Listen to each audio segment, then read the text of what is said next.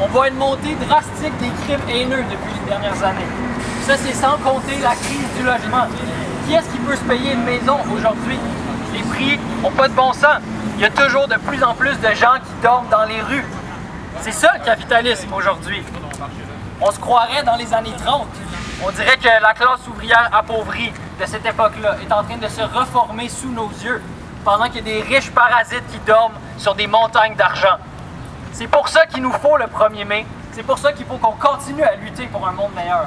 Le capitalisme ne peut pas et ne pourra jamais nous assurer des bonnes conditions de vie. Le capital nous fait la guerre! Guerre au capital!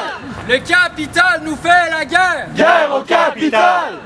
Mais c'est pas suffisant d'être indigné contre la situation. On a besoin d'un plan. On a besoin d'avoir des idées. Et on a un plan. On est ici pour lutter pour un monde meilleur. On sait que c'est le capitalisme, la propriété privée, les grands leviers de l'économie qui créent la crise sociale en ce moment. Ils sont riches parce que nous sommes pauvres. Les travailleurs, la vaste majorité de la société, produisent tout. Nous voulons gérer collectivement l'économie, collectivement et rationnellement, et en harmonie avec la nature. Le temps est venu de jeter l'anarchie du marché aux poubelles de l'histoire. Et pour ça, il faut qu'on prenne le pouvoir dans nos mains, des mains des grands capitalistes. C'est ça le rôle des communistes. On n'est pas ici seulement pour participer à une marche, scander quelques slogans, dire qu'on a fait notre tâche. On est ici pour propager ces idées-là, pour propager le programme communiste. On est ici pour unir les travailleurs et les travailleuses dans un parti, une arme qui va nous permettre de prendre le pouvoir. Il ne faut pas dévier de cet important objectif. C'est pour ça qu'on est venu armé de nos idées, avec notre journal notamment.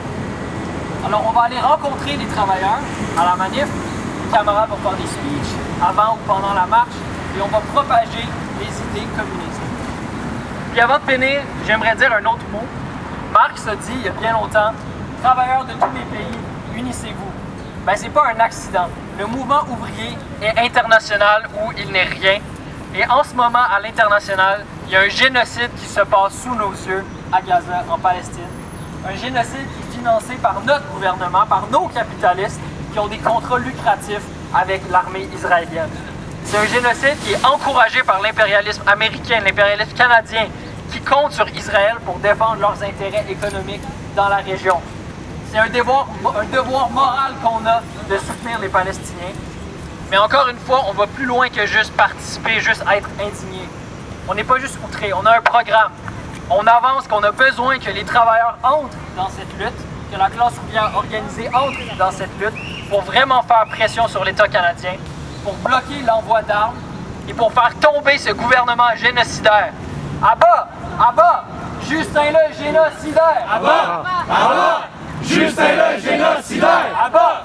À bas! Justin le génocidaire! À bas! À bas! Justin le génocidaire! C'est pour ça que pour le 1er mai, nous disons « Seule la classe ouvrière peut libérer la Palestine. Le mouvement ouvrier doit passer à l'offensive.